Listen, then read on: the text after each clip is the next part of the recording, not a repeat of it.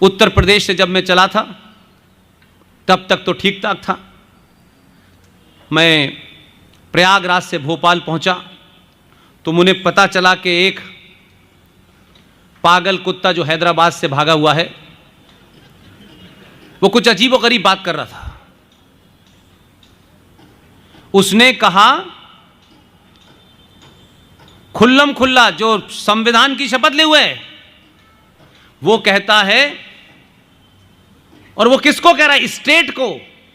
राज्य सरकार का जो कर्मचारी है वो स्टेट को रिप्रेजेंट करता है, वो किसी मजहब को, किसी पंथ को रिप्रेजेंट नहीं करता। वो उत्तर प्रदेश की पुलिस वालों से कहता है इंशाअल्लाह हम आएंगे। तब जब योगी नहीं रहेगा तो तुम्हें कौन बचाएगा? इस पे एफआईआर नहीं होनी चाहिए थी? इसका जवाब नहीं देना चाहिए था क्या किसी को? इसलिए कि इतिहास नहीं पता, इसलिए नहीं दे पाए लोग। यहां से आपके बीच से ये जो जोकर है गोल टोपी वाला, इनका इतिहास बताना चाहिए। तुमने ऐसी ही हिमाकत हैदराबाद की निजाम के साथ खड़े होकर के 1 लाख लोगों की मजहबी सेना बनाई थी, जिसे रजाकार कहते हैं। गलत फहमी के शिकार मत होना, जज्बात में कहीं पागल मत हो जाना। इस वक्त भी देश की गृह मंत्रालय के ऊपर गुजराती बैठा हुआ है। उस वक्त भी एक गुजराती बैठा हुआ था। लोग समझ रहे थे कि गाली दे के भाग जाएंगे। जिन्होंने निजाम मुस्तफा का ख्वाब देखा था, जो निजाम कत्लो गारत की धमकी दे रहा था, इसी गुजरात से भेजे हुए उस गृह मंत्री ने ऑपरेशन पोलो किया और रजाकारों को मार मार के भुस भर दिया। और वो निजाम जो पाकिस्तान जाना चाहता था, इसके पुरखे जो पाकिस्तान जाना चाहते थे, उन सबको बंद कर दिया। उसे अपना इतिहास दिलाने की जरूरत है कि इस वक्त गलती है। जिस धरती के ऊपर वो बोल रहा है, उस धरती में तो 4 के बराबर अकेला 1 घूम रहा है। एक बार करके दिखाओ। कहता है कि वहां हम शाहीन बाग बनाएंगे, बनाओ। हम कहते हैं जल्दी बनाओ, फिर वो तुम्हें क्या बनाएगा पता नहीं चलेगा तुमको। इसलिए उत्तर प्रदेश में चुनाव है। मैं किसी पार्टी का कैंपेनर नहीं हूं, लेकिन जिस तरीके से मैं आपके बीच आता हूं, कहता हूं बार बार कि आपने जो सैक्रिफाइस किया है देश के साथ में, इसी तरीके से जो जहां है अपनी जाति को भूल जाए। यह जाति जो है इस देश को बर्बाद करने पे तुली हुई है। यह जाति हमारे यहां सामाजिक व्यवस्था थी, मजहबी व्यवस्था नहीं थी। बहुत सारे अपने लोग ही उसके खिलाफ काम कर रहे हैं। यह ध्यान रखें कि कश्मीर में जो कश्मीरी हिंदू पंडित थे, बड़े बड़े विद्वान थे, 2 दिन तक जो कत्लेआम हुआ उसमें उन्होंने इसको नहीं बख्शा कि यह ब्राह्मण था और यह सेकुलर था, यह भाजपा का था और यह आरएसएस का था। सबकी सामूहिक हत्या हुई। उस वक्त किसी ने नहीं पूछा कि यह किस पार्टी का था। इसलिए ध्यान रखिएगा, उत्तर प्रदेश में सनातनियों की एक भूल बहुत महंगी पड़ेगी। 2024 भी आप आसानी से नहीं निकाल पाएंगे। मैंने साफ कहा, मैं किसी पार्टी के लिए नहीं कह रहा हूं, लेकिन मेरे भी 1000 विरोध हो सकते हैं, लेकिन मेरा विरोध राष्ट्र से बड़ा नहीं हो सकता। इसलिए असदुद्दीन ओवैसी को याद रखना चाहिए, ये 2021 का भारत है और गांधी जी नहीं है। ध्यान रखिएगा। पूरे ठसक के साथ 2 गुजराती घूम रहे हैं। तुम हंस हंस के कहते थे कि 370 नहीं हटाएगा, उसने तुम्हारे मकान का नंबर 370 कर दिया है। जाओ। इसलिए प्लेसेस ऑफ वर्शिप एक्ट के बाद जो सबसे बड़ा जघन्य अपराध हुआ, उसे कहकर के मैं अपनी बात समाप्त करता हूं। आप यहां म्युनिसिपैलिटी का कब्जा कर लिया है, आप इसकी लड़ाई लड़ रहे हैं।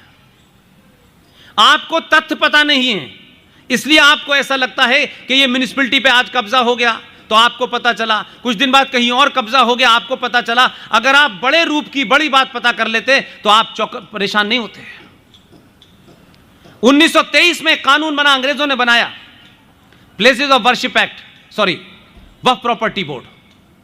1956 में उसमें अमेंडमेंट किया, 1985 में उसमें अमेंडमेंट किया, 1995 में उसमें अमेंडमेंट किया, और 2013 में भारत की संसद में कानून बन गया। इसलिए ऐसे कानून के बारे में हम न जानना चाहते हैं, न सुनना चाहते हैं, क्योंकि हमें लगता है इससे हमारा क्या मतलब है। जब आपको पता चलता है, जब आपकी म्युनिसिपल कॉर्पोरेशन के ऊपर वक्फ बोर्ड दावा ठोंक देती है, इतना लंबा इंतजार करते हैं। साहसी और बहादुर समाज पागल कुत्ते को दरवाजे पे गोली मारते हैं, यहां तक नहीं आने देते हैं। आप जब तक घर में ना आ जाए, बेडरूम में न चला जाए, तब तक उस समस्या को आप जानना नहीं चाहते। 2013 में वक्फ प्रॉपर्टी कानून के तहत पूरे देश में यह कानून पास होकर लागू हो गया 2013 से। आपको तो अभी पता चला है कि म्युनिसिपल कॉर्पोरेशन के ऊपर कब्जा हो गया है और आप कोर्ट जा रहे हैं। कोर्ट नहीं जा सकते। उसका सेक्शन 40 क्या कहता है? सेक्शन 40 यह कहता है कि इस हॉल के जो मालिक हैं, इस जमीन के जो मालिक हैं, इस साबू परिवार, वक्फ बोर्ड के लोग इस जमीन पर अपना दावा सिर्फ यह कह के ठोंक देंगे कि यह जमीन वक्फ बोर्ड की है।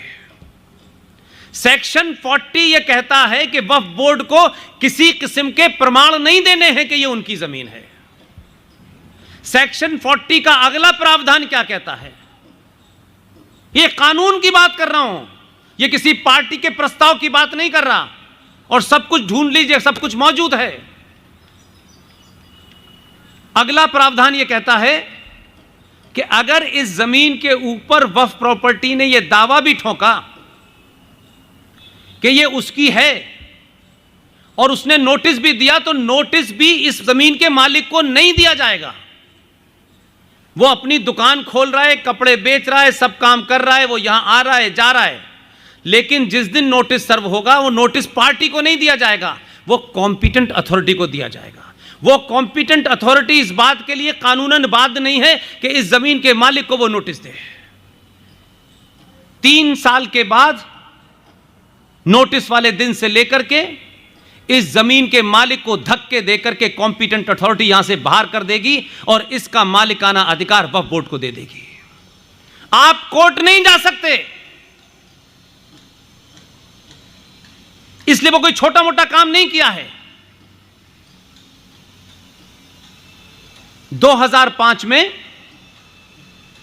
उन्होंने इस कानून के तहत भारत सरकार के अधीन आने वाला एक इंस्टीट्यूशन जिसका नाम आर्कियोलॉजिकल सर्वे ऑफ इंडिया, भारतीय पुरातत्व विभाग, जो भारत सरकार का एक इंस्टीट्यूशन है, 2005 तक जो ताजमहल भारत की संपत्ति था, 2005 को वो ताजमहल वक्फ बोर्ड की प्रॉपर्टी घोषित हो गया है।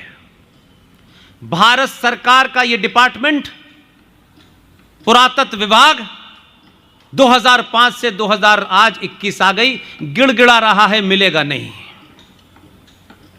उसकी देखरेख का जिम्मा मेरा है, आपका है, आपके पैसे से उसका रखरखाव होता है। अरबों खरबों की पैसा वक्फ बोर्ड के पास जा रहा है। वक्फ बोर्ड क्या कर रही है यह आप भी जानते, मैं भी जानता हूं। यह पैसा कहां जा रहा है यह आप भी जानते, मैं भी जानता हूं। इसलिए आपके शहर में किसी सोसाइटी में मैंने सुना है कि बहुत सारे जैन और हिंदू रहते हैं। उनका जाहिल आदमी उस सोसाइटी में पहुंचकर आपको बता रहा है, तब भी आप जगना नहीं चाहते। वो कह रहा है साफ साफ, ये मकान हमारा होने वाला है, हमारी मर्जी से चले जाइए तो अच्छा है, लेकिन धक्के देने वाला समय आने वाला है। आप तब भी उससे नहीं पूछना चाहते। 2013 से लेकर के 2021 तक सड़क पे मस्जिद, हाईवे पे मस्जिद, एक्सप्रेस वे मजार, यहां पे मस्जिद, यहां पे मजार, चारों तरफ बन रही हैं। आप पुलिस के पास जाते हैं कि इसको हटाओ, पुलिस कहती है कि मेरे पास कोई आईपीसी की धारा नहीं है कि मैं इसे हटा सकूं। आप किसकी लड़ाई लड़ रहे हैं? 100 गज प्लॉट की, ये जात का कैसे हो गया, उस जात का कैसे हो गया, मेरे सगे भाई के पास इतनी प्रॉपर्टी कैसे हो गई, 100-100 गज के लिए कत्ल कर रहे हैं, परिवारों में झगड़े चल रहे हैं, कम्युनिटी एक दूसरे से लड़ रही है। लेकिन सामूहिक तौर पे आप इतने बड़े कानून का आपने अपने समाज में कभी चर्चा नहीं की। दुनिया का सबसे अनकॉन्स्टिट्यूशनल काम हुआ है ये। संविधान के ठेकेदार काले कोट पहन करके, उनको राफेल पे चर्चा करने का समय है, लेकिन कोर्ट के अंदर संसद के अंदर इतना बड़ा कानून बन गया, सरकार उसको कोर्ट ने नहीं पूछा, लेकिन यही कोर्ट राफेल पे एक्सपर्ट है। 3-3 बार राफेल की खरीद के ऊपर सुनवाई हो रही है। यह किस एजेंडे के तहत हो रही है? भारत के संविधान को छोड़ते हुए, सुप्रीम कोर्ट को धत्ता बताते हुए एक कानून पास हो गया, लेकिन आप उसके खिलाफ बोल नहीं रहे। आपकी खामोशी भी इसमें भागीदार है। इसलिए जलीकट्टू और महाकाल पे पानी कितना चढ़ना चाहिए और दही हांडी की लंबाई कितनी ऊंची, इसके लिए सुप्रीम कोर्ट के जजेस के पास टाइम है, क्योंकि आप मौन बैठे हुए हैं। आप मौन थे, तभी भगवान राम का सर्टिफिकेट मांग रहे थे वो।